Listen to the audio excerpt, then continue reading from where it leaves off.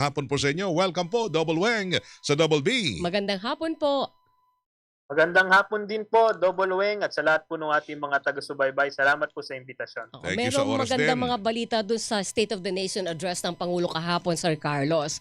Unang-una, paano nyo tinatanggap at paano nyo tinitimbang yung pagpapalawak ng tax bracket, ng bracket ng sweldo na pwede ma-exempt po sa income tax sa magiging 350,000 na from the current 250,000 pesos?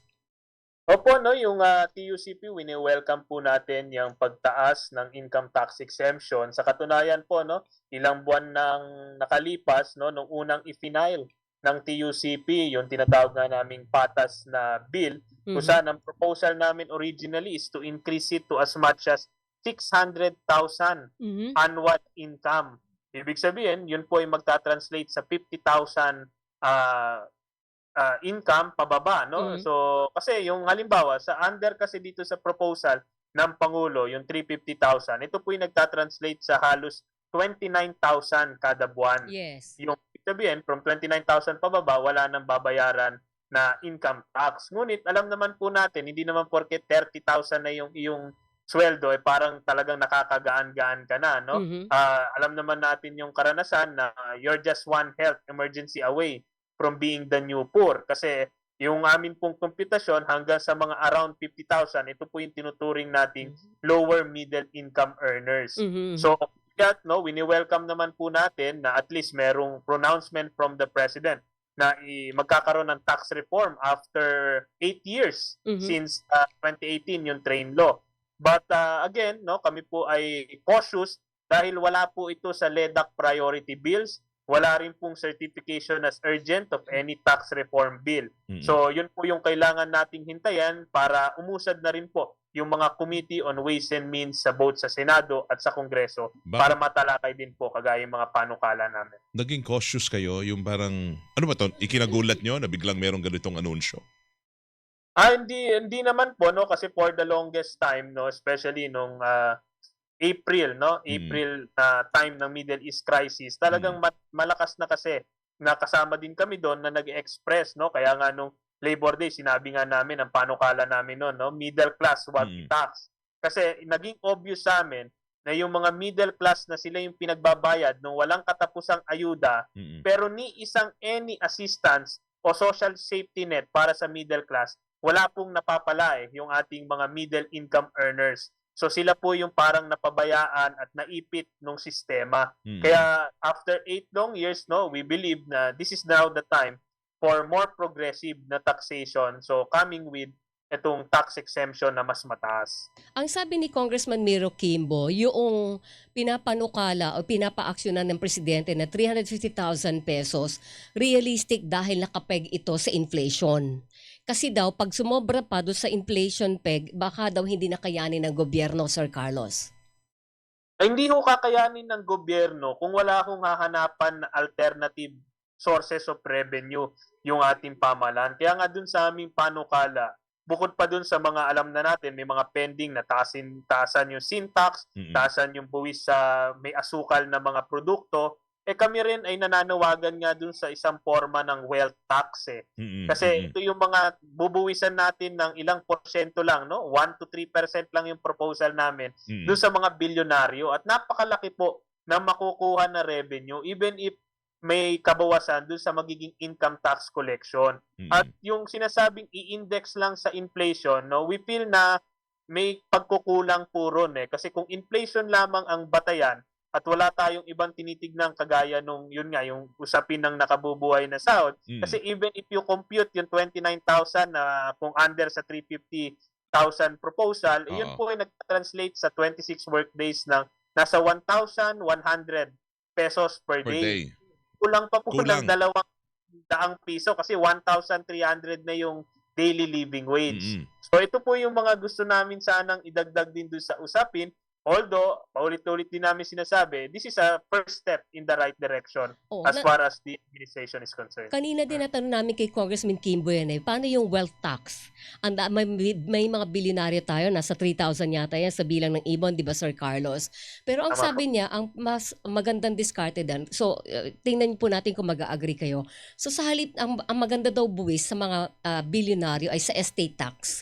Halimbawa, pag pumalo na yung kanilang asset sa 1 bilyong piso, yun ang bubuwisan mo. Below that, yun ang hindi mo hahabulin para daw mas, gumana yung sistema ng pagpapamana sa bansa natin. Yung transfer of assets sa mga heredero at heredera. Marami ba ka ba nun, Weng, mga tagapagmana ng yaman mo? Sa isip ko meron, marami ako isipan lang, realidad wala. Pero yung, para daw maging maganda yung sistema ng pagpapamana sa atin, plus kikita ang gobyerno kung yung billions of assets na ang pag-uusapan, estate tax mo sila dadalihin, Sir Carlos.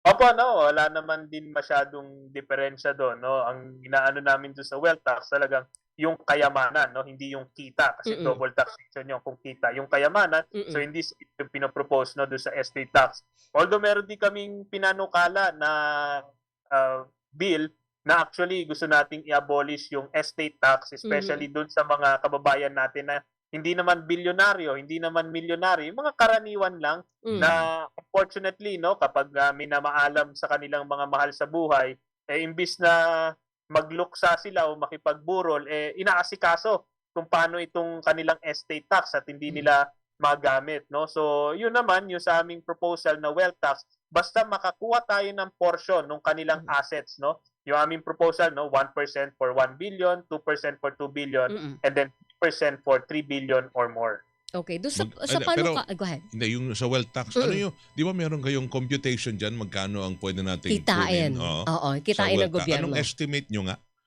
Opo, no, ang estimate ng Ibon Foundation dyan, kung hindi ako nagkakamali, no, would range to mga 50 billion or more. Per Annually, year?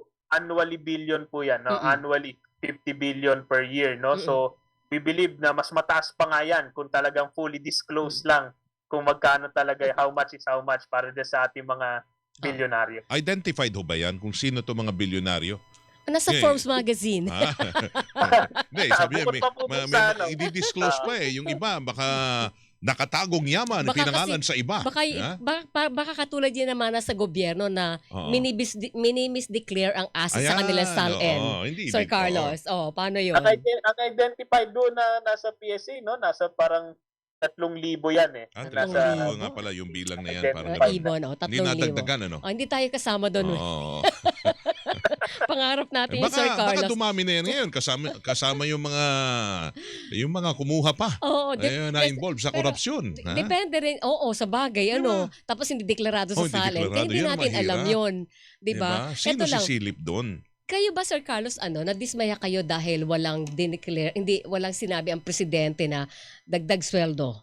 O para sa mga manggagawa na, yung immediate talaga na matitikman nila agad na, sige, magdadagdag tayo ng sweldo sa manggagawa. Kakabigay lang ng increase. Kaya, bakit? Oo. Metro Manila lang yun eh. Hindi damay lahat. dismayado po kami, no, na hindi man lang nabanggit yung kahit naman lang yung umento galing sa Regional Wage Board, no? Kasi ulit-ulit din namin sinasabi, ito po ay State of the Nation address. Hindi to State of Regional address na pwede mong ipagyabang yung 85 pesos sa Metro Manila. Unfortunately, 4 sa bawat 5 minimum wage earners, hanggang ngayon, no, wala pa rin po silang inaasahang umento under dito sa Regional Wage Board system. Hanggang ngayon, hindi kinikilala ng Department of Labor o ng Regional Wage Board na merong supervening event kung bakit kailangan kaagad magtaas ng sahod, no? So, yun, ni Regional Wage Board hindi nabanggit, pati yung mga panukala sana sa legislated wage increase. Na yan ay napakarami na, no? Binilang namin, Senado, Kongreso, more than 20 yung mga bills filed for a legislated wage increase na at least 200 pesos. Hindi rin po yan nabanggit, no? So yung usapin ng sweldo, actually marami po eh. Usapin ng endo, hindi rin nabanggit. Usapin ng karapatan sa pag-uunyon, hindi po nabanggit. Hindi po yan kayang saklawin nung mga job fairs na ipinagmalaki ng Pangulo dahil ang tanong natin, yung mga trabaho bang yon ay disente, permanente, regular, may nakabubuhay na sahod. are they fair jobs, 'di ba? So hindi puro job fair, pero yung kalidad ng trabaho hindi po napag-uusapan. So ang nangyari ho kahapon, hindi kayo naging kontento dahil ito yung mga binanggit. Ito yung mga true realidad na hindi man binabanggit, ina-acknowledge. Tapos siguro pwedeng sabihan ng Pangulo, ito yung problema, ito yung solusyon natin. Kumpleto ba yung SONA? Dapat ba ganun ang SONA? Dapat, okay, you describe kung anong real situation, ito yung ating solusyon na ibibigay. Opo, no? Dalawa naman lagi ang bahagi ng SONA, yung tunay na kalagayan ng bayan at kaya siya nakikipag-usap sa Kongreso at Senado dahil ito yung kanyang legislative priorities. Unfortunately, doon sa kalagayan nga, pananaw namin, kulang na kulang, no? Hindi nag-reflect yung immediate na harsh reality kinakarap ng mga manggagawa at ordinaryong Pilipino. Pagdating din doon sa legislative priority, ni isa rin, patungkol nga doon sa sweldo, endo at trabaho na wala namang kakulangan ng bills na nakafile. Napakaraming bills na nakafile na kayang i-certify o i-prioritize man lang sa LEDAC, wala ring nabanggit. Yung mga nabanggit niya na mga retorika, ang tingin namin, at pangako, yung tungkol sa income tax exemption, zero tax sa mga maliliit na negosyo, at pati yung sa electricity, yung kuryente, no? Nabanggit din niya na nag-focus lang siya doon sa systems loss tsaka VAT sa systems loss. Napakaliit po na bahagi nun ng ating electricity bill. Kumpara doon sa aming pinapanukala, ba't hindi na lang tanggalin natin yung 12% VAT sa kuryente? Yun ang mas malaki ang ginhawa po sa ating mga kababayan. No? Unfortunately, no, nabanggit nga po yung mga issue na yon pero wala namang official na certification as urgent or prioritization sa LEDAC. No? So, much really remains to be seen. Pero siguro pag meron ng bill na nakahain, you challenge the president o certify mo na to, total pangako mo to sa SONA. Tama po kayo, no? So, doon po sa tatlong na pinag-usapan niya, no? Yung systems laws, tsaka yung VAT, no? At meron pong panukalang batas. Yung amin po, no? Meron din kaming bill na abolish yung 12% VAT sa kuryente. Kasi alam niyo po, no, sa bill natin, yung generation, distribution, transmission, lahat po yan may 12% Correct. na VAT. Hanggang dun sa final bill, no? So sabi namin, kung talagang sincero yung ating Pangulo, ba't hindi niya i-certify as urgent itong mga panukalang batas na ito, no? Doon naman sa usapin ng zero tax dun sa mga negosyante, maliliit na negosyo, we feel na kung yun ay magkakatotoo, edi mas maliit ng rason para mag-delay pa dun sa aumento sa sahod. Kung sakali masunod yung proposal ninyo na lahat tanggalan ng VAT ang kuryente mula sa production, mula sa generation, transmission to distribution hanggang systems loss, Yung total. magkano ang ilang porsyento ang mawawala sa total bill natin kada buwan? Opo, no, ang simulation namin para sa isang traditional household na kumukonsumo ng 200 kilowatt hour ay nasa ang diskwento po niya nung last naming kinompute nasa 400 to 500 pesos kada electricity bill po kung tatanggalin po natin yung 12% VAT. But of course, ang sasabihin ng gobyerno, hundreds of billions naman ang mawawala dun sa kanilang revenue. Mawawala lang po yun dun sa kanilang collection sa electricity VAT. Yung dagdag na 500 pesos po na disposable income, gagastusin din sa ibang bilihin na meron din pong VAT. So babalik din po sa ekonomiya, babalik din po sa gobyerno. Kung systems loss lang ang matatanggal plus yung 12% sa system loss, maliit. magkano lang yung matatanggal sa bill natin? Ako, ang simulation no namin, dinouble check namin yung sa 200 kilowatt hour. Ang alam ko, systems loss dyan, mga nasa 170 pesos lang per bill. So 12% nun is like 20%. So kung tumahin mo na, baka mga less than 200 pesos pa per watt hour lang ang mababawas. Para kung tinanggal na lang natin yung 12% VAT sa mas kuryente. maliit nga. Pero siguro sa akin naman doon, siguro ang maganda rin doon sa systems loss, matatanggal mo yung parang systematic na lahat pinapasan sa atin, Sir Carlos, na kahit hindi natin kasalanan, kahit may pilferage, may pagnanakaw, may jumper, tayo sumasagot, alam mo yon. So sana maganda yung matanggal yung ganong klase ng sistema. Tapos matanggal mo yung lahat ng VAT sa kuryente. Di ang ganong buhay natin. Opo, no, yung systems loss yung una Kasi kung magawa nating tanggalin yung systems loss charges sa ating mga consumers, ito na yung start ng reforma Yes. na hindi lahat pass on sa atin, no? Definition namin sa systems loss eh. Ito yung kuryente na hindi mo ginamit Mm. pero binabayaran mo, no? Oo. So once Correct. na matanggal natin 'yan, ito ay simula pa lamang, no? Mm. Kasi we feel na mas malaki pa yung mga pwede nating tanggalin Mm-mm. na para hindi makuba naman yung ating mga consumers. Correct. Yung hong mawawala, kunyari, kung matuloy man yan, matanggal yung systems loss tsaka yung VAT sa systems loss. Saan nyo nakikita kukunin ho yung nawalan ho doon? Yung nawala doon? Opo, no? Kasi yung ating VAT naman, this is a percentage-based tax, no? Mm. We strongly feel na this is the right time na magbawas ng VAT dun lalo sa kuryente. Kasi kung matandaan nyo po, nung nagkaroon ng Middle East crisis, naglundagan lahat ng presyo ng Ng kuryente. petrolyo, Yes. pati kuryente. So napakalaki po ng tubong lugaw din ng gobyerno pagdating po dun sa revenue. Mm. At the same time, dahil nga bukod pa sa binanggit ko na magkakaroon din ng increase VAT collection yan kasi tataas din ang consumption sa iba't ibang mga bilihin na lahat may VAT, no? Meron na rin mga long overdue reforms Mm. para taasan yung sa sin tax, taasan yung mga buwis sa mga sugar sweetened beverages. Mm. At the same time, no, kailangan talaga seriously i-consider ng gobyerno, wag lang i-rule out yung mga forma ng wealth tax o estate tax collection man lang. Kasi masyado itong malayo yung ating agwat. Okay. Kasi ang pagkaintindihin naman natin, yung systems loss nagagaling ho yan sa generation, di ba?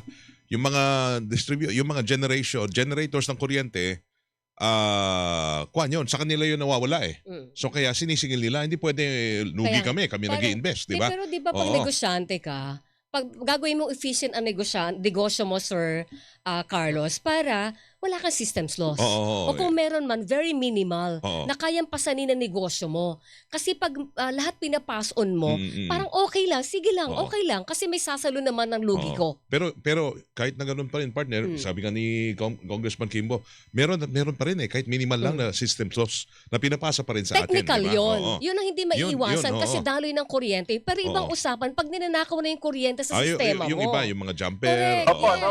Kasi dalawa yung uri ng systems loss. Yes. Meron kang technical Oo. at non-technical systems loss. Mm. Pero ang punto lang natin sa systems loss, kung ito ay hindi pa rin iso-shoulder ng mga maglalaki ang mga power companies natin, Mm. hindi natin sila matawag na negosyo eh. Kasi Okay. wala silang cost of doing business. Mm. Ito, the cost of doing business, pinapasa pa rin nila sa consumer.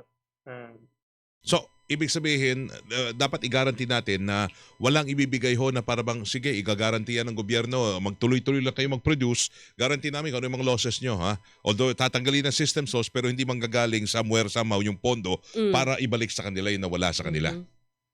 Dapat po ang mag-shoulder po niyan yung mga electricity companies, no? Mm. Kasi kung ang gobyerno rin po ang mag-guarantee, parang ganun din po, no? Vicious cycle lang ito. Yes, oo. They can get Buwis away pa with rin ng it. gobyerno yun diba? eh. So hindi pwede. Yun lang ang sisilipin natin Pag talaga. negosyo mo, Mm. sarili mong negosyo, di ba, Sir Carlos? Tama po Oo. kayo, no? Kasi negosyante sila, dapat may cost of doing business sila. Correct. Mm. Alright. Sir Good luck. Carlos, Thank you. thank you. Magandang hapon. Maraming salamat din po. Mabuhay po kayo. Thank you, Salamat. sir. Si Ginoong Carlos Miguel Oñate, spokesperson ng TUCP o Trade Union Congress of the Philippines, mga kapuso.